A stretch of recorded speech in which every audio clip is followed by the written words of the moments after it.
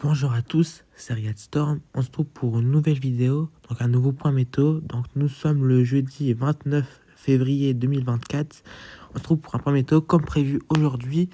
Potentiellement aujourd'hui, il y aura bon, alors c'est pas sûr un live, mais je sais pas si j'aurai le temps ou pas, mais c'est probable en fin de journée. Bah, après, si j'ai pas le temps, il sera potentiellement reporté. Mais dans tous les cas, aujourd'hui, c'était sûr qu'il y aurait un point météo et là, je le fais. Je vais parler d'abord ce qui va se passer pour ces prochains jours en tendance météorologique et en globalité, pour avoir si ça dure pas trop longtemps pour le printemps. J'avais déjà fait des prévisions pour le printemps, mais là, on va encore parce que la dernière que j'ai faite, j'ai dit en résumé ce qui va se passer, mais j'ai pas expliqué. Là, j'ai encore plus expliqué. Alors, pour ces prochains jours, donc, là, vous voyez, là, il y aurait une dépression. Là, alors là, en début de semaine, elle était à peine prévue, mais là, elle pourrait débouler sur notre pays pour ce dimanche.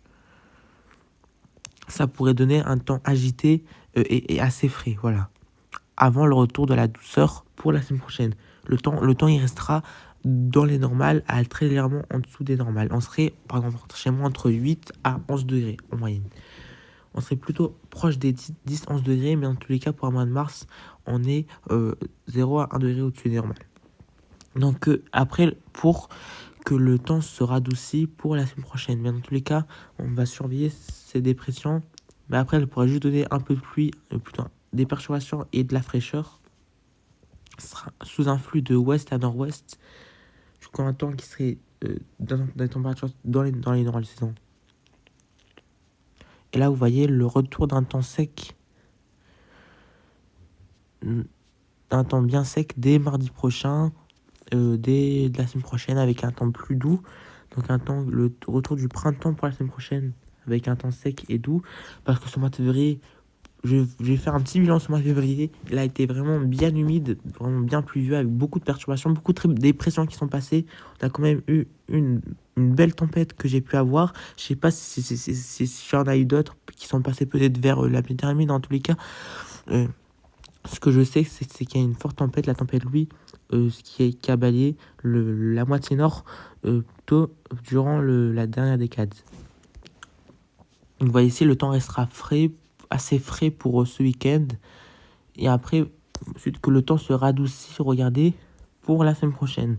Donc c'est ce qui pourrait se passer en globalité. Donc tout ce qu'il faut savoir, c'est qu'à partir d'aujourd'hui, le temps, il serait pas assez froid. Dans le cas, le temps, il commencera à être frais dès demain. À temps pluvieux et frais.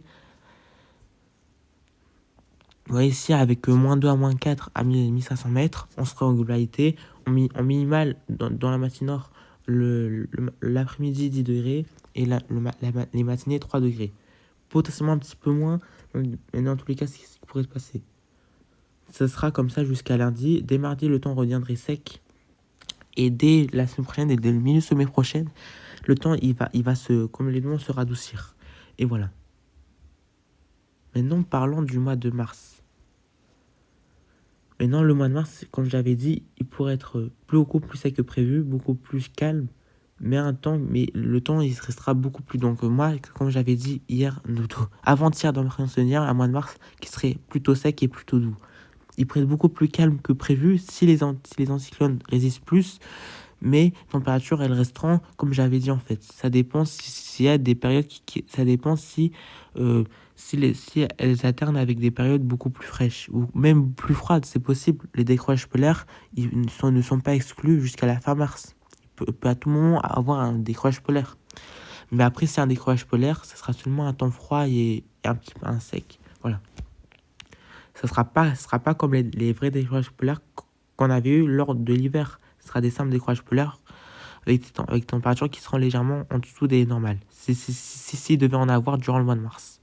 Ça peut continuer comme ça jusqu'à la fin mars, même début avril. Ça, tout est possible dans tous les cas.